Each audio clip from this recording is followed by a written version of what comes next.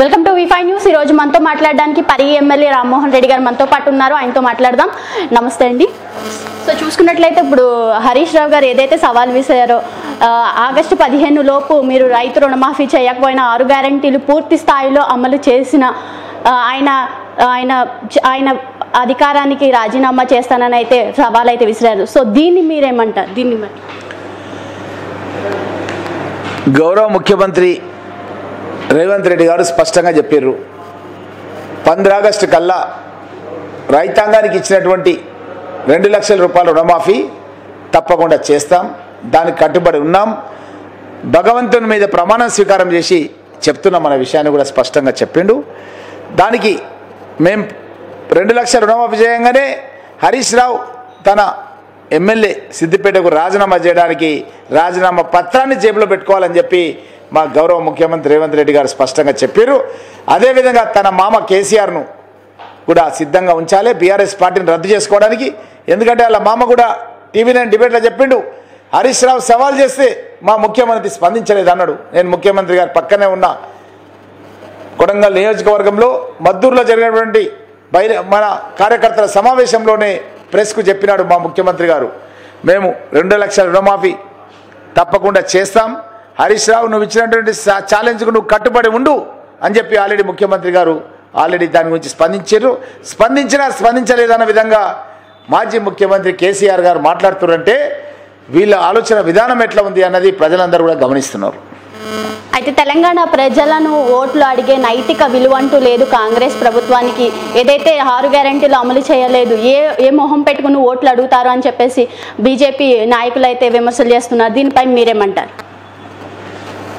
BRS party వాళ్ళు 2018లో అధికారంలోకి వచ్చినప్పుడు ఒక 2 నెలల వరకు అసలు శాసన మండలి పునర్వ్యవస్థీకరణ చేయలేదు. కేవలం ముఖ్యమంత్రి మహమూద్ అలీ ఇద్దరే ప్రమాణ స్వీకారం చేశారు. హరీష్ రావు అయితే 6 నెలల తర్వాత చేసిండు.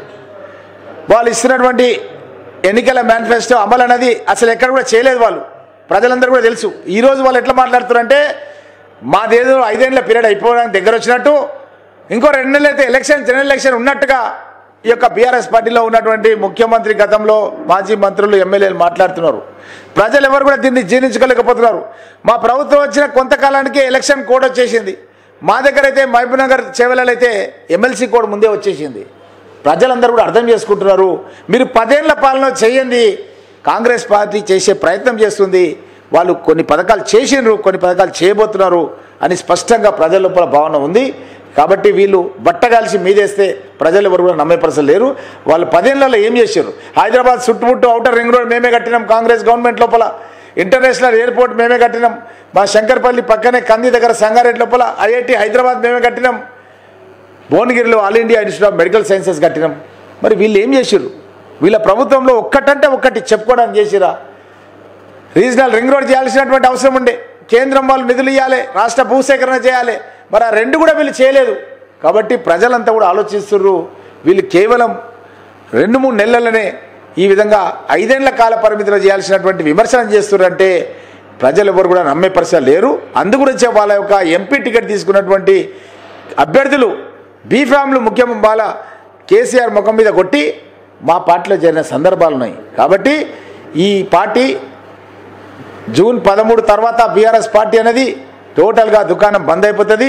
మన రాష్ట్ర సంపద తీసుకుపోయి మహారాష్ట్రలో దోచిపెట్టడానికి ప్రయత్నం చేస్తే అక్కడ ప్రజలు గుణపాఠం చెప్పారు. అంతలోపలనే ఇక్కడ ఎన్నికల్లో ప్రజలు గుణపాఠం చెప్పారు. అదేవిధంగా మన రాష్ట్రంలో కూడా బీఆర్ఎస్ పార్టీ అనేది భూస్థాపితం అయిపోతుంది, ఫామ్ హౌస్కే పరిమితం అవుతుంది అనే విషయం స్పష్టంగా తెలియజేస్తుంది. అయితే ముఖ్యమంత్రికి 2 నాలుకలు ఉన్నాయి. మొన్న చూసుకున్నట్లయితే ప్రధాని మోదీని అయితే పెద్ద అన్నయ్య అన్నట్టు అన్నారు. ఇప్పుడు చూసుకున్నట్లయితే మోదీ పెద్ద కేడీ అన్నట్టు విమర్శలు అయితే చేస్తున్నారు. సో దీన్ని మీరు ఏ విధంగా తీసుకుంటారు? అసలు మోదీ గురించి రేవంత్ రెడ్డి గారి ఒపీనియన్ ఏంటి?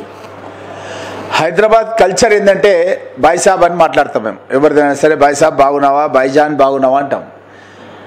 ప్రధానమంత్రి మోడీ గారు మన రాష్ట్రానికి వచ్చినప్పుడు ఒక పెద్దన్నలాగా మీరు బాధ్యత నిర్వహించండి.